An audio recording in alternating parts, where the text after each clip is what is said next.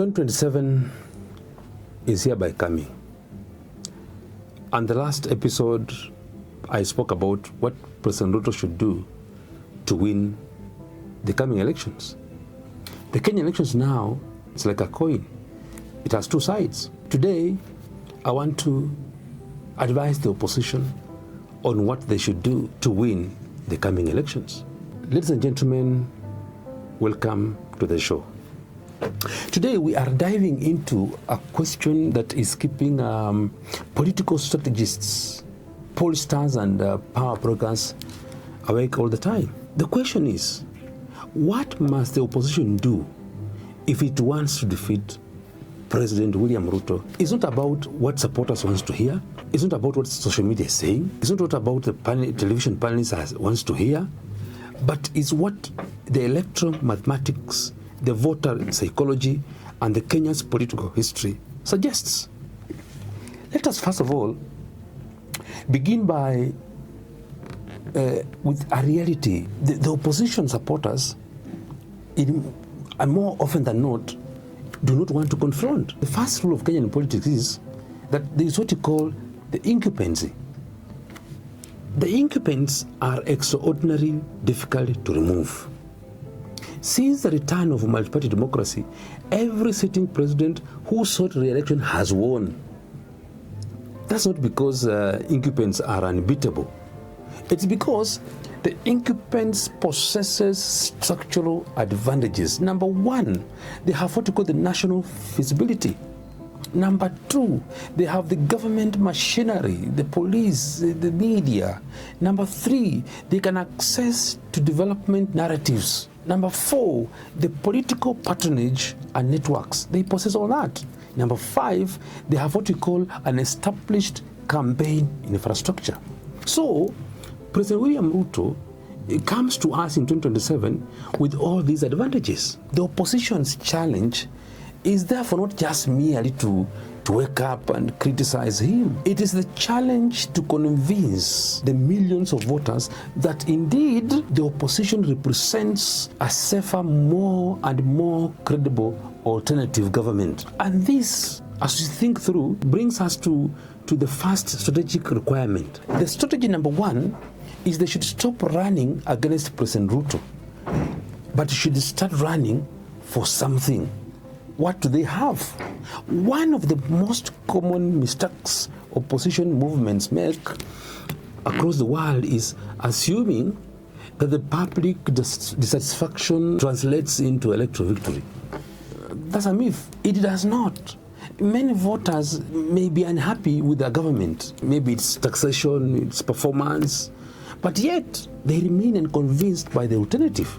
The opposition must therefore present a coherent national vision. They should not just wake up with the slogans we're having currently. Oh, Ruto must go. Oh, one term. Oh, Kasongo. Oh, Kinyanji or Kidinji. No, they must have a comprehensive plan. They must have a detailed way forward. For instance, they should be able to address issues to do with jobs, issues to do with agriculture, issues to do with the taxation, healthcare, issues to do with education, issues to do with public debt, the cost of living.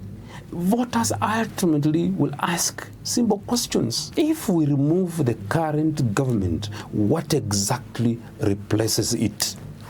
The opposition cannot wake up, cannot even afford any slight ambiguity in that process. Their strategy number two is this. The opposition cannot afford any slight ambiguity in the way forward. They must unite behind one candidate. This may be the single most important requirement. They can go to River Nile, cross to River Nzoia, but they have no choice, but they must unite under one single candidate.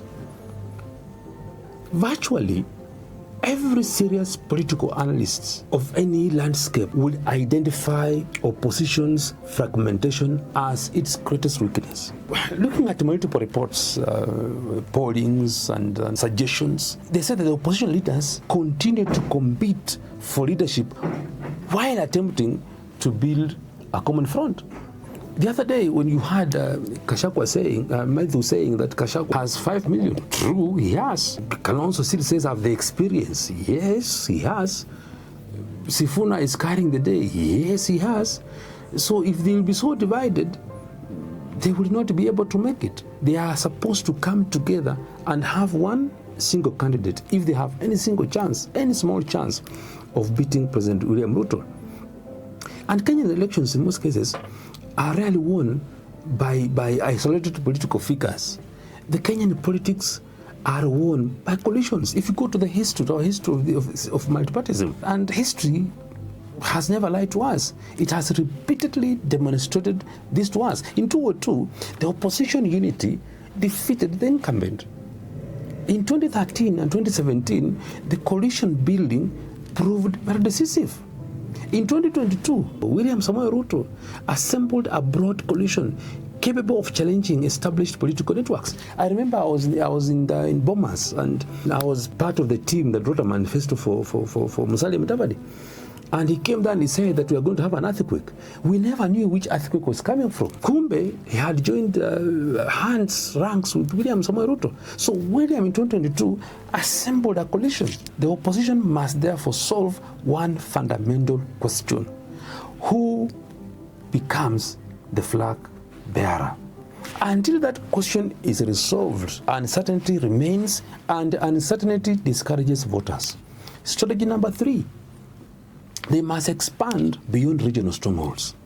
The opposition faces another challenge. Many of these figures, they possess strong regional influence but limited national reach. The Kenyan elections, you can go back to facts, cannot be won through regional dominance alone. A viable presidential campaign requires meaningful support in, number 1, the Mount Kenya. They have the numbers, whether we like it or not. Number 2, Kambani, they vote religiously. Number 3, Western Kenya, despite their divisions, they have the numbers. Number 4, Nyanza, they are fanatical, they will give you the voice. Rift Valley, silent, but they have the numbers. The coast, it is a mix of several tribes. So you cannot be able to win. And then you cannot forget Nairobi and other urban centers. Somebody must be able to appeal to all these areas. The opposition must therefore build a genuinely national coalition rather than a collection of regional grievances. That one I can tell them negative. It's easier said than done. But the electoral arithmetic leaves no alternative. They must build a serious coalition together and reach out to every region. Strategy number 4 is they must convert the online energy into actual votes. This is where many political observers, they become very confused. I mean, social media is not the electorate. A candidate cannot dominate Facebook or X or TikTok or YouTube where we are, but still lose an election terribly. Kenyans' most reliable voters are often the older, rural, and highly motivated population. The opposition, therefore, faces a critical challenge to transform the online enthusiasm into voter registration, into grassroots mobilization, into polling station organization, into election day turnout, because elections are not won by trends. They are won by the ballot. Strategy number 5. The opposition must build trust among moderate voters. Political campaigns often focuses excessively on energizing supporters, having slogans, but elections are frequently decided by persuadable voters. Because a persuaded voter will persuade another voter on your behalf. The opposition must therefore appeal not only to angry voters, but also to cautious voters. Many Kenyans value in their own hearts, in their own businesses, in their own social life, they value number 1, stability. The opposition must show us how stable are they. Kenyans like predictability, they like economic security, and they like national cohesion. They don't want to have disruptions because of elections. They want that despite the chance, despite the winning, they are able to coexist without issues. And any opposition movement which is perceived to be reckless, chaotic, or purely confrontational risks alienating these voters from giving them their vote. Opposition must have the energy, they must have the credibility, they must have the competence and reassurance to the Kenyan population that they are able to offer better solutions to them. Strategy number 6 is the opposition must protect the electoral process. Another issue which is discussed by opposition leaders in many forums is the importance of strong electoral institutions and confidence in the election management process. Questions surrounding the preparedness and composition of the electoral framework have become a major political issue. The other day I heard Stephen Kalonzo Musyoka saying the composition of the IBC was done perennially by President Ruto, but I've never heard them talk about the solution, which way forward. Historically, successful opposition movements do not wait until the election day. They must prepare years in advance. And that preparation, in most cases, should include agent recruitment. They must have a framework that is recruiting their agents earlier before they are compromised. They must have a good legal teams. They must have exercise in voter education. Recently, we were having voter registration. I didn't see the aggressiveness of the opposition urging people to register, other than having billboards across the board that the time to register is now. Go register to show that you're going to contest in the coming elections. But I never saw the opposition aggressively addressing the issue of voter education. It's only Ruto who was in Rift Valley complaining that his people are not registering. And then there's what you call the monitoring structures, the voter education, monitoring structures, and the rapid response systems. They must have that in place. Campaigns are not won only through rallies. They are won through organizations. They are won through strategy. They are won through planning.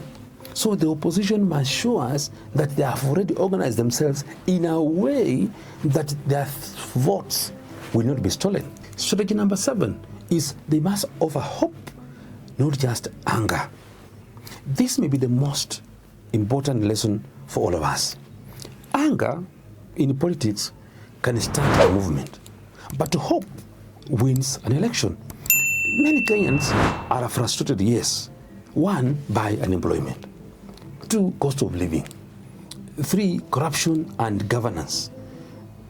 So, these frustrations alone does not create a governing coalition. The opposition must therefore offer a compelling national story, a story that tells the voters where the country is, where it should go. If they succeed, 2027 could become a highly competitive. If they succeed in having one single candidate. If they fall and decide to be fragmented, they will just hand President Ruto a significant advantage, regardless of the public dissatisfaction in certain regions. And that is the central political reality of the Kenya today. The opposition greatest obstacle may not be State House. It may be the opposition itself. Thank you for listening. If you enjoyed this deep dive into Kenyan electoral strategy, please subscribe, share the episode, and join us next time as we continue decoding the mathematics, the psychology, and the power dynamics shaping the road to 2027. Thank you. I rest my case.